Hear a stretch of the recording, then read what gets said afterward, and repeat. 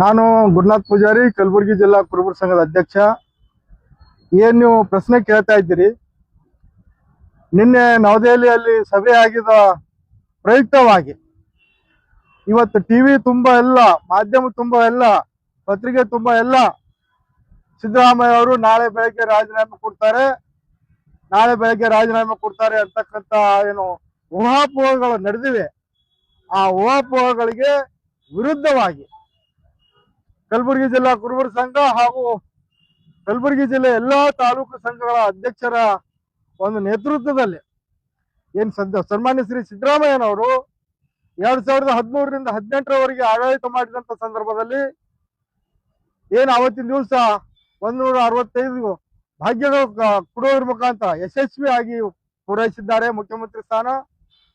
ಈಗ 2023ರಿಂದ ಗ್ಯಾರಂಟಿಗಳನ್ನು ಕೊಡುವುದರ ಮುಖಾಂತರ ಸರ್ವರಿಗೆ ಸಮಬಾಳು ಅಂತಕ್ಕಂಥ ನಿಟ್ಟಿನಲ್ಲಿ ಬಂದಂತ ಮಾನ್ಯ ಮುಖ್ಯಮಂತ್ರಿಗಳಿಗೆ ಹೈಕಮಾಂಡ್ ಆದೇಶ ಮಾಡಿದೆ, ರಾಜೀನಾಮೆ ಕೊಡಬೇಕು ಅಂತಕ್ಕಂಥ ಬರ್ತಕ್ಕಂಥ ಹೇಳಿಕೆಗಳ ವಿರುದ್ಧವಾಗಿ ನಾಳೆ ತಿಮ್ಮಾಪುರಿ ಸರ್ಕಲ್ದಲ್ಲಿ ಬೃಹತ್ ಆದಂತಹ ಹೋರಾಟವನ್ನ ಮಾಡುವುದರ ಮುಖಾಂತರ ಕಾಂಗ್ರೆಸ್ ಪಕ್ಷದ ಹೈಕಮಾಂಡ್ಗೆ ನಾವು ಎಚ್ಚರಿಕೆ ಕೊಡ್ತಾ ಇದ್ದೇವೆ.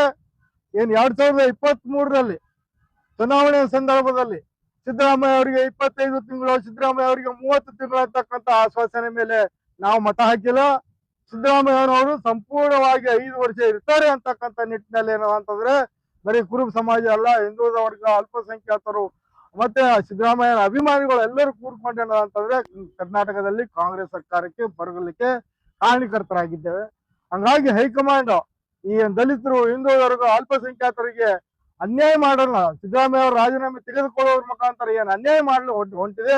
ಆ ಅನ್ಯಾಯದ ವಿರುದ್ಧ ನಾಳೆ ಬೆಳಗ್ಗೆ ಸಾವಿರ ಜನಸಂಖ್ಯೆ ಕೂಡುವುದ್ರ ಮುಖಾಂತರ ಹೋರಾಟವನ್ನ ಹಮ್ಮಿಕೊಂಡಿದ್ದೇವೆ ಅಂತಕ್ಕಂಥದ್ದು.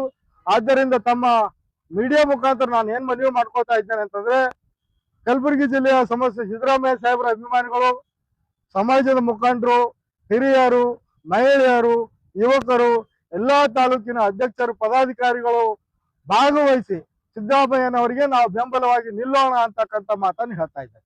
8 ವರ್ಷಗಳ ಕಾಲಕ್ಕೂ ಅಧಿಕ ದೀರ್ಘಾವಧಿ ಸಿಎಂ ಆಗಿ ಕೆಲಸ ಮಾಡಿದ್ದಾರೆ. ಒಂದು ಕಪ್ಪು ಚುಕ್ಕೆ ಇಲ್ಲ. ರಾಜ್ಯಗಳ ಸರ್ದಾರ ಅಂತಾನೆ ಫೇಮಸ್ ಆಗಿದ್ದಾರೆ. ಏನೋ ಒಂದು ಕಪ್ಪು ಚುಕ್ಕೆ ಇಲ್ಲ. ಯಾಕೆ ಈ ಕುತಂತ್ರ ಅಂತ ಸಿದ್ದರಾಮಯ್ಯ? ಈ ಕುತಂತ್ರದ ವಿರುದ್ಧ ನಾವು ಪ್ರತಿಭಟನೆ ಮಾಡ್ತಾ ಇದ್ದೇವೆ. ಮತ್ತೆ ಅಲ್ಲಿ ಮಾಧ್ಯಮದಲ್ಲಿ ಏನ್ ಬರ್ತಾ ಇದ್ದಾರೆ ಅಂತಾರೆ, ಯಾರು ಭ್ರಷ್ಟಾಚಾರದಿಂದ ಜೈಲಿಗೆ ಹೋಗಿದ್ದಾರೆ, ಯಾರು ಭ್ರಷ್ಟಾಚಾರವನ್ನ ಮಾಡಿ ಇವತ್ತು ತಿಹಾರ್ ಜೈಲಿನಲ್ಲಿ ಇದ್ದಾರೆ ಅಂತವರಿಗೆ ಮುಖ್ಯಮಂತ್ರಿ ಮಾಡ್ತಾರೆ ಅಂತಕ್ಕಂಥದ್ದು ಅದನ್ನು ಟಿವಿಯಲ್ಲಿ ಬರ್ತಕ್ಕಂಥ ವಿಷಯವೇ ನಾವು ಹೇಳ್ತಾ ಇದ್ದೇವೆ. ಭ್ರಷ್ಟಾಚಾರ ರಹಿತವಾಗಿ, ಸ್ವಜನ ಪಕ್ಷಪಾತವಾಗಿ, ಧರ್ಮಾತೀತವಾಗಿ ಸರ್ಕಾರವನ್ನು ನಡೆಸ್ತಕ್ಕಂಥ ಸಿದ್ದರಾಮಯ್ಯನವರಿಗೆ 2028ರವರೆಗೆ ಇವರೇ ಮುಖ್ಯಮಂತ್ರಿ ಇರಲಿ ಅಂತಕ್ಕಂಥ ಆಗ್ರಹ ಇದೆ. ನಾನು ಗುರುನಾಥ್ ಪೂಜಾರಿ, ಕಲಬುರಗಿ ಜಿಲ್ಲಾ ಕುರುಬರ ಸಂಘದ ಅಧ್ಯಕ್ಷರು, ಲಕ್ಷ್ಮಣ್ ನಂದಿಕೋರ್ ಕಲಬುರಗಿ ತಾಲೂಕಿನ ಅಧ್ಯಕ್ಷರು, ನಾಗೇಂದ್ರಪ್ಪ ಪೂಜಾರಿ ಅವರು ಉಪಾಧ್ಯಕ್ಷರು, ನಾಗೇಶ್ ಮುಚ್ಕೇಡ್ ಅವರು, ಸನ್ಮುಖ್ ಶಿರ್ಸಿ ಅವರು, ಮತ್ತೆ ನಮ್ಮ ಇವರು ಪ್ರವೀಣ್ ಪೂಜಾರಿ ಅವರು, ಎಲ್ಲರೂ ನಾಗು ಅವರು